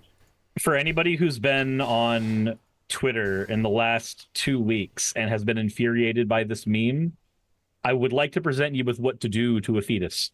Look at your keyboard. Look between the backslash and the end key. Nope, I refuse to do it. Actually, I have an ergonomic keyboard, so that doesn't work for me. I don't know what's between There's nothing between... There's literally nothing between backslash and end. Oh, okay. What's supposed to be there? Now everybody in the chat is so upset. Oh! Delete us the fetus! Yes! Okay, there we go. There we go. Yeah, no, I didn't understand that, and I made a stupid meme about it with not understanding it. And then people were getting things out of the meme that I was not intending because I just didn't understand what the fuck was going on. And yeah, look between tab and your numpad on the keyboard. It's a bit greasy. You should clean it. My numpad's mobile though. What does that mean? It means that you need to clean your entire room. I mean, you're not wrong. Damn it. All right. Oh, Frank was the last one. Hey, we're only a half hour late today. Oh, half hour there. Whoa, living on a prayer. Don't tell Frank Turek you're living on a prayer. He might think that makes you closer to his religion or something. I thought about pulling his tweet, but it's too much of a repeat that I've probably pulled in the past, where he's like, I embarrassed some kid by asking him about his sex life, and because he was embarrassed, that means that he's actually believes that God frowns on it. Oh, whoa. Man, have you ever thought Rosina in one of says those more ooh-woo. in one of those awkward situations, have you ever thought that you wanted to just be in the shoes of the person being asked there, so you could just absolutely, you could just respond to Frank Turek by going, yes sir, I finger bang my girlfriend till she comes every night and then she gives me head. Thank you for letting everybody else know that adults have sexual intercourse. It just the look on Frank's face to something like that. See, I would want to get more detailed than that. Be like, yeah, no, I stuck my dick in her butthole last night, and I enjoyed that. What's that got to do with your God? Well, what will donation sound effect be next week? I don't know. I kind of like Cirrus's angry response to the oohs every time they happen, so I might just leave it at that. In June, I'm going to be awful close to your house. Even if I intend to change it, I'm probably going to forget to change it. Oh, what day are you coming in June? Because I might not actually be able to make it. Let me see what it's supposed to be. Give me a sec. Oh, I need the version of Chrome that I'm actually logged into.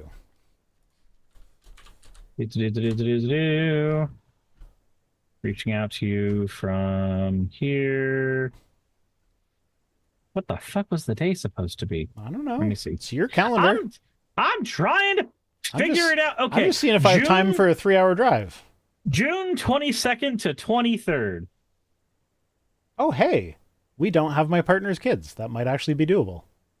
And since the Too Many Games convention in Philadelphia, right south of New York, is the following weekend, I am going to try to figure out a way to make that work because I didn't think I was going to be able to go to TMG this year. But if I'm already going to be stuck up in New York around the same time as the TMG convention, then I need to figure out how I'm managing that.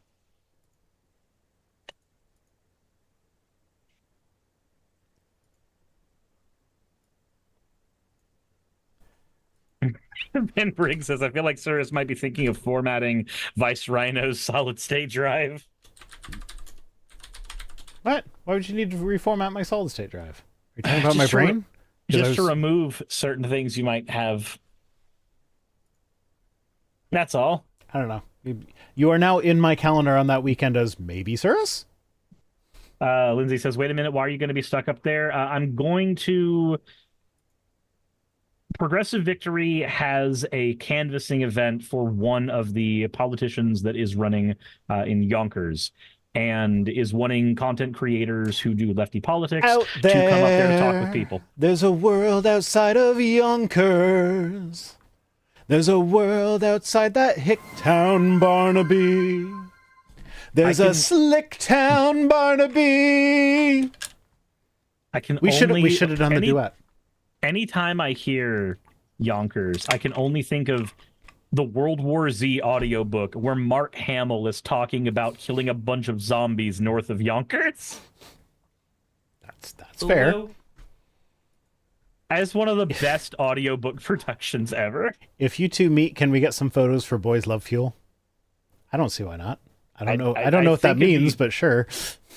I mean, I kind of assumed that we would be taking photos together to, at the very least, prove to the internet we're both real. The real question is, would we take photos together while hot dogging it? There's an OnlyFans audience for that. There is.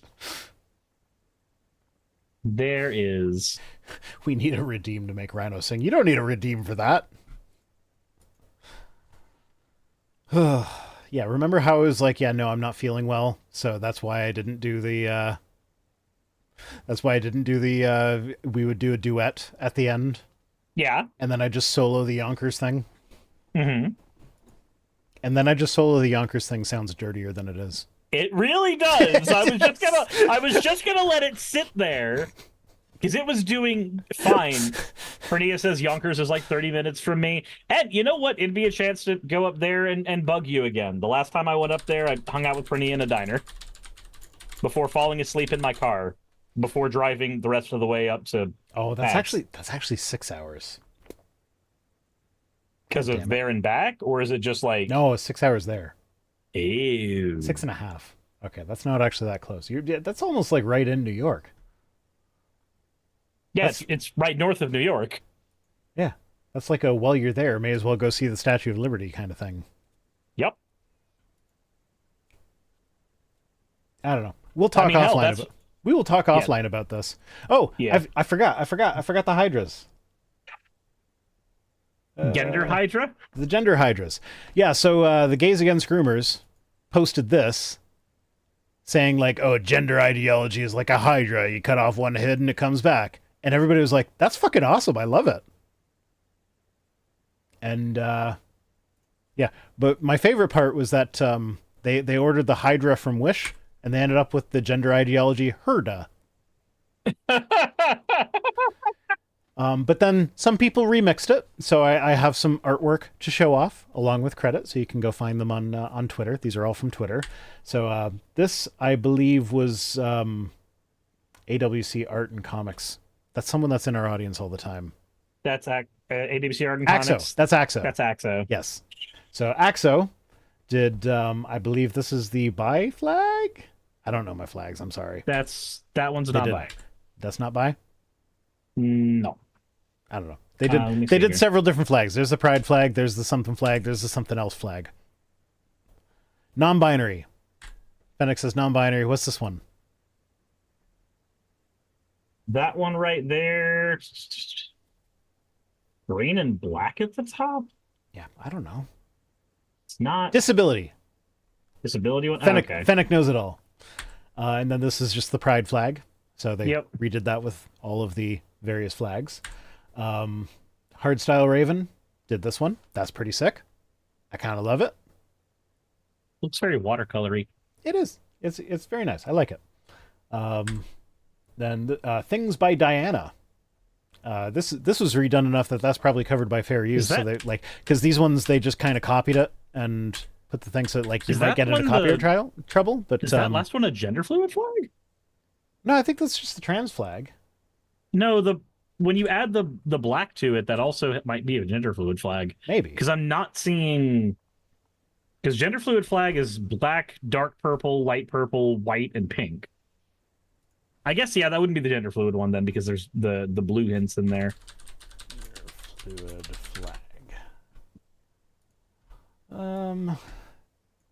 Nah, that might just be trans flag. I think that's just supposed to be trans. Because that's just like a remix of the original that's meant to be different enough that it's covered by fair use.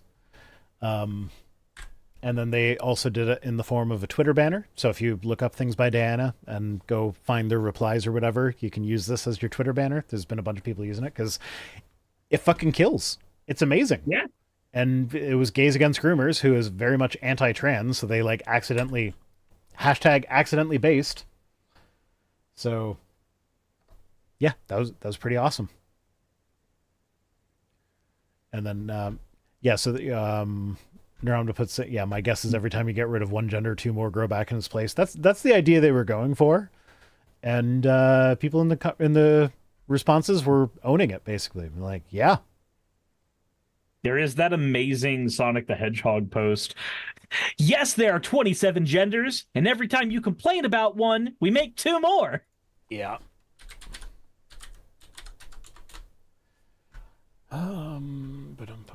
So I am going to stream manager. I'm trying to do a thing. Okay. I'll try and remember to hit the credits button today. But thanks for joining me. Ooh. It makes me sad that you can't hear the ooh when I hit the ooh button on my thing. I thought I fixed that last time, but I guess I broke it again. I'm glad we didn't spend time fixing it. Yeah, well, I don't know. Hopefully, for purely personal reasons, of course. Hopefully my audience can hear it. If not, it made me happy. So, yeah. As always, fuck off.